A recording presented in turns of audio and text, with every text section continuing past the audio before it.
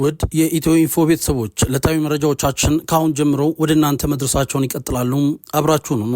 ዕለታዊ መረጃዎቻችን ቶሎ ቶሎ እንዲደርሷችሁ ይህንን 782,000 በላይ ሰብስክራይበር ያለውን የዩቲዩብ ቻናላችንን ሰብስክራይብ በማድረግ የደውል ምልክቷን ይጫኑ። ከሀገር ውስጥ የተሰሙ መረጃዎችን እናስቀድም። ከፍተኛ ድምጽ የሚያመነጩ የሃይማኖትና የንግድ ተቋማት ድምጽ ብክለት መከላከያ መጠቀም አለባቸው ተብሏል። በመዲናዋ የሚገኙ የሃይማኖትና የንግድ ተቋማት የድምጽ ብክለትን ለመከላከል የድምጽ ብክለት መከላከያ ወይም ሳውንድ ፕሮፍ መጠቀም እንዳለባቸው ያስታወቀው የአዲስ አበባ ከተማ አካባቢ ጥበቃ ባለስልጣን ነው። እንደ ባርና ሬስቶራንት ያሉ እንዲሁም የሃይማኖት ተቋማት ከፍተኛ ድምጽ ብክለት የሚያመነጩ ተቋማት ናቸው ሲሉ አዲስ አበባ ከተማ አካባቢ ጥበቃ ባለስልጣን የአካባቢ ብክለትና ክትትል ቁጥጥር ቡድን አስተባባሪ ወይዘሮ ሰናይት ተስፋዬ ተናግረዋል። ስለዚህ እነዚህ ተቋማት በቻሉት መጠን ሌላውን ላለመረበሽ የድምጽ ብክለት መከላከያ ወይም ሳውንድ ፕሮፍ በተቋማቸው ውስጥ መጠቀም አለባቸውም ብለዋል። በከተማዋ የድምጽ ብክለትን ለመከላከል በትኩረት እየተሰራ ነው ያሉት ወይዘሮ ሰናይት ነገር ግን ችግሩን ሙሉ ለሙሉ ለመፍታት እንቅፋት የሆነው ጥናት ያልተደረገበት የንግድ ፍቃድ አሰጣጥ ነው ሲሉም አክለዋል። በተጨማሪም አንዳንድ ግለሰቦች ደግሞ ለመኖሪያ ቤት መገንቢያ ብለው ፍቃድ ከወሰዱ በኋላ በሌላ የስራ ዘርፍ ላይ ተሰማርተው ስለሚገኙ ችግሩ መጠን ውስብስብ እያደረገው መሆኑንም ተናግረዋል። ባለስልጣኑ ከንግድ ቢሮ ጋር በቅንጅት እንደሚሰራ የገለጹት አስተባባሪዋ የትኛውም የንግድ ፍቃድ ሲሰጥ የባለስልጣኑን ይሁንታ ማግኘት እንዳለበት አሳስበዋል። መረጃው የአሃዱ ሬዲዮ ነው። የ9 ዓመት ልጅ አግተው ከወላጆቹ 3 ሚሊዮን ብር የተቀበሉት ግለሰቦች በእስራት መቀጣታቸው ተሰምተዋል። በሸገር ከተማ አስተዳደር ፉሪ ክፍለ ከተማ ውስጥ የ9 ዓመት ወንድ ልጅ አግተው ከወላጆቹ 3 ሚሊዮን ብር የተቀበሉት ሁለት ግለሰቦች በእስራት መቀጣታቸውን የሸገር ከተማ አስተዳደር አቃቢ ሕግ ጽሕፈት ቤት አስታውቋል። የሸገር ከተማ አቃቢ ሕግ ጽሕፈት ቤት የሴቶች ሕፃናትና የሕገ ወጥ ሰዎች ዝውውር ወንጀል ምርመራ ክፍል ኃላፊ አቃቢ ሕግ የሺበንቲ እንደተናገሩት አንደኛ ተከሳሽ ሰፊያዲን ሽፋና ሁለተኛ ተከሳሽ ዳንኤል ጉቱ የተባሉ ግለሰቦች ታህሳስ 5 ቀን 2017 ዓ.ም ቪስ ተሽከርካሪ ይዘው ፉሪ ክፍለ ከተማ ሙዳ ፉሪ ወረዳ ሰላም መስጊድ ቀበሌ ልዩ ቦታ ዲያስፖራ የተባለ አካባቢ ድርጊቱን መፈጸማቸው ተገልጿል። መሐመድ ቃሲም የተባለውን የ9 ዓመት ልጅ መስጊድ አሳየን ብለው የያዙ ተሽከርካሪ ውስጥ አስገብተው ወደ አዲስ አበባም እንደተጓዙ ገልጸዋል። ተከሳሾቹ አዲስ አበባ ኮልፌ ቀራኒዮ 18 የተባለ ቦታም መኝታ ተከራይተው ልጁን በማስፈራራት ዝም እንዲል ማድረጋቸውም ተጠቁሟል። ወላጆቹ ጋር ደውለው 3 ሚሊዮን ብር ካልተላከላቸው ልጃቸው በሬሳ ሳጥን አድርገው እንደሚልኩላቸው ማስፈራራት ወላጆችን ሲያስጨንቁ እንደነበረም ቃላቸውን ሰጥተዋል ተብሏል። ወላጆችም ታህሳስ 7 ቀን 2017 ዓ.ም በሁለተኛው ቀን የተባሉትን ብር አሰባስበው በመላካቸው የ9 ዓመቱ ልጅ ምሽት ላይ መስጊድ ውስጥ አስቀምጠው ሊሰወሩ ችለዋል። ይሁን እንጂ ተከሳሾቹ በወቅቱ ቢያመልጡም ፖሊስ ባደረገው ብርቱ ክትትል ከአንድ ሳምንት በኋላ የካቲት 14 ቀን 2017 ዓ.ም ሁለቱም በቁጥጥር ስር አውሏቸዋል። ፖሊስ በሁለቱ ተከሳሾች ላይ አስፈላጊው ምርመራ በማጣራት መዝገቡን ለአቃቢ ሕግ የላከ ሲሆን አቃቢ ሕግም በወንጀል ሕግ ቁጥር 32 ንዑስ አንቀጽ 1 እና በወንጀል ሕግ ቁጥር 590 ንዑስ አንቀጽ 1 በመጥቀስ በሰው መጥለፍ ወንጀል ክስ ይመሰረትባቸዋል። በአቃቢ ሕግ የተመሰረተውን ክስ የተመለከተው የሸገር ከተማ አስተዳደር ከፍተኛ ፍርድ ቤት ግንቦት 15 ቀን 2017 ዓ.ም በዋለው ችሎት ተከሳሾቹ ለአካለ መጠን ያልደረሰ ልጅን በተንኮል በማታለል ጠልፈው መውሰዳቸውን በማስረጃ ሙሉ በሙሉ በመረጋገጡ አንደኛ ተከሳሽ ሰይፍ ያዲን ሽፋ በ11 ዓመት፣ ሁለተኛ ተከሳሽ ዳንኤል በ10 ዓመት እስራት መቀጣታቸውን የዘገበው ብስራት ሬዲዮ ነው። ውድ የኢትዮ ኢንፎ ቤተሰቦች ዕለታዊ መረጃዎቻችን አሁንም እንደቀጠሉ ነው። የተከታተላችሁን አብራችሁን ስላላችሁ እናመሰግናለን። ወደ ቀጣዩ የሀገር ውስጥ መረጃ እንለፍ። ንግድ ባንክ አልተዘረፍኩም፣ ነገር ግን ከፍተኛ የገንዘብ ስርቆት ሙከራ ተደርጎብኛል ብሏል። አያይዞም ንግድ ባንክ ተዘርፏል የሚባለው መረጃ የሐሰት ነው ሲል አስታውቋል። ግንቦት 19 ቀን 2017 ዓ.ም የኢትዮጵያ ሚዲያ አገልግሎት በተሰኘ ዜና ማሰራጫ እንደ ሰበር ዜና የተላለፈው መልእክት ፍጹም ከእውነት የራቀ ነው ሲል የኢትዮጵያ ንግድ ባንክ አስታውቋል። በኢትዮጵያ ንግድ ባንክ የውስጥ አካውንት ውስጥ ተቀምጦ የነበረው ከ7 ቢሊዮን ብር በላይ መዘረፉ ተገለጸ በማለት ባንኩ ከፍተኛ መጠን ያለው ገንዘብ እንደተዘረፈ፣ ዘራፊዎቹ እንዳልተያዙና ባንኩም ጉዳዩን አድበስብሶ እንዳለፈ የሚገልጽ መረጃ ወጥቷል። ነገር ግን ይህ መረጃ የሐሰት ስለሆነ በጉዳዩ ላይ አጭር መግለጫ ለመስጠት ተገድጃለሁ ሲል የኢትዮጵያ ንግድ ባንክ አስታውቋል። ጠቀሰው ሚዲያና ሌሎች ይህንኑ ሚዲያ ያጣቀሱ ሚዲያዎች ከባንኩ ከፍተኛ መጠን ያለው ገንዘብ እንደተዘረፈ የሚገልጽ ዜና ቢዘግቡም እውነታው ግን በየሚዲያዎቹ ከተዘገበው በተቃራኒ ከባንካችን ምንም የተዘረፈ ገንዘብ የለም ብለዋል። ይልቁንም ግን ከፍተኛ ገንዘብ ለመዝረፍ የተደረገ የተደረገ ሙከራ መኖሩንም ባንኩ አስታውቋል። ባንኩ ሙከራው በተደረገ በጥቂት ደቂቃዎች ውስጥ በጠንካራ የውስጥ ቁጥጥር ስርዓቴ ጠራጣሪ ግብይት መፈጸሙ ስለደረስኩበት ምንም አይነት ገንዘብ ወጪ ሳይደረግ ሙከራው ወዲያው እንዲከሽፍ አድርጌያለሁም ብሏል። ሙከራው በጥቂት ያልተገባ ጥቅም ለማግኘት ባሰቡት ተጠርጣሪዎች የተፈጸመ ወንጀል እንጂ የባንኩ ሲስተም ተላልፎ የተፈጸመ ጥቃት አለመሆኑም ገልጿል። ባንኩ ሙከራ የተደረገበትን ገንዘብ ባለው ጠንካራ የቁጥጥር ስርዓት አማካኝነት ከጥቃት ከተከላከለ በኋላ ጉዳዩን ለሚመለከተው የህግ አካል በማሳወቅ ተጠርጣሪዎቹ ፖሊስ ቁጥጥር ስር የዋሉና የምርመራ ስራውም ተጠናክሮ እየተከናወነ የሚገኝ መሆኑን አሳውቋል። በአሁኑ ወቅትም ጉዳዩ በህግ አካላት ተይዞ ጥብቅ ክትትል እየተደረገበት የሚገኝና የምርመራ ሂደቱም ያልተጠናቀቀ መሆኑን እያሳወቅን በቀጣይ የህግ ሂደቱ ሲጠናቀቅ ዝርዝር መረጃውን የምናሳውቅ መሆኑን ለመግለጽ እንወዳለን ብሏል የኢትዮጵያ ንግድ ባንክ በመግለጫው።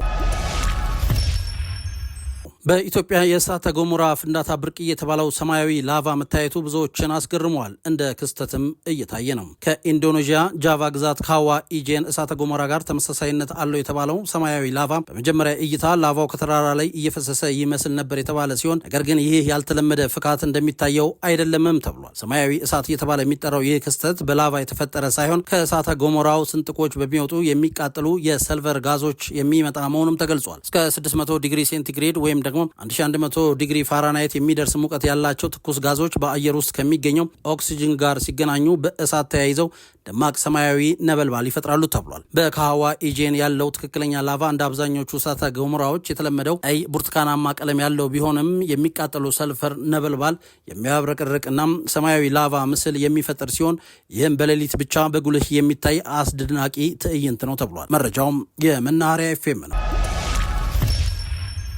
ውድ የኢትዮ ኢንፎ ቤተሰቦች ዕለታዊ መረጃዎቻችንን እየተከታተላችሁን አብራችሁን ስላላችሁ እናመሰግናለን። ወደ ቀጣዩ መረጃችን ልውሰዳችሁ። በዛሬው ዕለት 44 ጥንዶች በጋራ ጋብቻቸውን ፈጽመዋል። የኢትዮጵያ ጃንደረባ ትውልድ ለሁለተኛ ጊዜ ባዘጋጀውና የቅድመ ጋብቻ ትምህርቱን የወሰዱ 44 ጥንዶች በዛሬው ዕለት ማለትም ሐሙስ ግንቦት 21 ቀን 2017 ዓ.ም በአዲስ አበባ በሚገኘው ቶታል ደብረ ገነት ቅድስት ሥላሴ ካቴድራል በቤተክርስቲያን ስርዓት ጋብቻቸውን በስርዓተ ተክሊልና በቅዱስ ቁርባን ፈጽመዋል ተብሏል። የኢትዮጵያ ጃንደረባ ትውልድ ትዳር ህይወት ላይ ያተኮረ ጠቃሚ የቅድመ ጋብቻ ትምህርት በመስጠት የሚታወቅ ሲሆን ትምህርቱም ለተሳታፊዎች ዘላቂና የተሳካ ትዳር ለመመስረት የሚያስፈልጉትን መሰረታዊ እውቀቶችና ክህሎቶች በመስጠት ትልቅ አስተዋጽኦ ያበረክታል ተብሏል። ይህ የብዙሃን ጋብቻ ከዚህ ቀደም ለመጀመሪያ ጊዜ ከ2 ዓመት በፊት ጥር 28 ቀን 2015 ዓ.ም በደብረ ምጥማቅ ሳሊተ ምህረት ቅድስት ማርያምና ቅድስት ክርስቶስ ሰምራ ካቴድራል መካሄዱ የሚታወስ ነው። ውድ አድማጭ ተመልካቾቻችን ከኢትዮ ኢንፎ ወደ እናንተ የምናደርሰው ዕለታዊ መረጃዎቻችን አሁንም እንደቀጠሉ ነው። የተከታተላችሁን አብራችሁን ስላላችሁ እጅግ ከልብ አድርገን እናመሰግናለን። ሰብስክራይብ በማድረግ የደወል ምልክቷን መጫን አይርሱ። አድማጭ ተመልካቾቻችን አሁን ደግሞ ከውጭ ወዳገኘናቸው መረጃዎች እንለፍ። በቅድሚያም ከወደ ሩሲያ አንድ አስገራሚ ክስተት ተፈጥሯል። እሱን ወደ እናንተ ላድርስ። ከሩሲያ ኢርኩትስ ክልል የመጣ አንድ ወጣት የ14 ዓመቷን ልጃገረድ የግብረ ስጋ ግንኙነት ጥያቄን እምቢ ብላኛለች ብሎ 4 ጓደኞቹን በቢላ ወቅቶ መግደሉ ተሰምቷል። ጣቱም ቤቱን ወዲያውኑ አቃጥሎ እሱም በእሳቱ ተቃጥሎ ህይወቱ አልፏል ተብሏል። የ17 ዓመቱ ሚካኤል የጓደኛው ናስታያ የልደት በዓል እያከበረ ነበር ያሉት የአገሪቱ መገናኛ ብዙሃን በዘገባቸው በፓርቲው ላይ 14 ወጣቶች ነበሩም ብለዋል። የ14 ዓመቱ ሚካኤልም ከሌሎቹ ቀድሞ ሰክሮ ኬልም ጥያቄውን አጥብቆ መጠየቁን ይቀጥላል። በዚህ መሃል ሌሎች ልጆች ለልጅቷ ደገፉና ሚካኤልን ተው ይሉታል። በዚህ ምክንያት ሚካኤል ቢላ አንስቶ ተው ያሉትን ሁሉ ማጥቃት ይጀምራል። የቢላ ጥቃቱን ተከትሎ 4 ታዳጊዎች ሲሞቱ ተቀሩት ቆስሏል ተብሏል። ከዚያም የነበሩበት ቤት ጋዝ ከፍቶ ቤቱን በእሳት እንዲቃጠል ያደርጋል። እርሱም በእሳት ውስጥ ተቃጥሎ ህይወቱ ማለፉ ተነግሯል። የቆሰሉት ታዳጊዎችም ከሚነደው ቤት እሳት ውስጥ ተስበው መውጣት ችለው ሆስፒታል እንዲገቡ ተደርገዋል ተብሏል። ስፑትኒክ ነው መረጃውን ያደረሰ። ወደ ሌላኛው የውጭ መረጃችን እንለፍ። ሳያስበው የዓለም ክብረ ወሰን የሰበረው ቻይናዊ መነጋገሪያ ሆኗል። ጉዳዩ እንዲህ ነው። ፔን ዩጂያንግ የተባለ ቻይናዊ ግለሰብ ያለ ኦክሲጅን እገዛ ከባህር ጠለል በላይ 8589 ሜትር ከፍታ ላይ በመድረስ የዓለም ክብረ ወሰን መስበር ችሏል። ቻይናዊ ፔን ክብረ ወሰኑን የሰበረው ፓራግላይደር የተሰኘ ፓራሹት መሰል መንጠልጠያ በመጠቀም ባደረገው የአየር ላይ ጉዞ ነው ተብሏል። ሆኖም ግን ግለሰቡ የአየር ላይ ጉዞ ያደረገው የዓለም ክብረ ወሰንን ለመስበር አስቦ አልነበረምም ተብሏል። ፔን የጉዞ ጅማሬ ከ4000 እስከ 5000 ሜትር ከፍታ ካላቸው ኬሊያን ተራሮች ላይ ያደረገ ሲሆን ሀሳቡም ከባህር ጠለል በላይ በ3000 ሜትር ከፍታ ላይ ሆኖ ለመዝናናት ነበር። ታዲያ ፔን በአየር ላይ እየተጓዘ ባለበት ወቅት በድንገት ኃይለኛ ነፋስ ከ8000 ሜትር በላይ አርቆ ከፍ አድርጎት የዓለም ክብረ ወሰንን ሳያስበው እንዲሰብር አድርጎታል። በዛ ከፍታ ላይ ኔጌቲቭ 40 ዲግሪ ሴንቲግሬድ የቅዝቃዜ መጠን ያለ ሲሆን አየሩ ሰውነቱን በቅዝቃዜ የሚያደርቅና ያለ ኦክሲጅን እገዛ ከፍተኛ አደጋን የሚያስከትል መሆኑም ተገልጿል። እናም ፔን ምንም አይነት ኦክሲጅን እገዛ በሌለበት ሁኔታ ላይ ሆኖም ከባህር ጠለል በላይ 8589 ሜትር ከፍታ ላይ በመቆየቱ ሳያቅደውና ሳይዘጋጅበት የዓለም ክብረ ወሰን ሊሰብር ችሏል ተብሏል። ፓራ ግላይንደር የተሰኘው መንሳፈፊያ ላይ ያሉ መሳሪያዎችን በጉዞ ወቅት የነበረውን የከፍታና የቅዝቃዜ መጠን መዝግቦታል ብሏል። ኤቢሲ ነው መረጃውን ያደረሰን።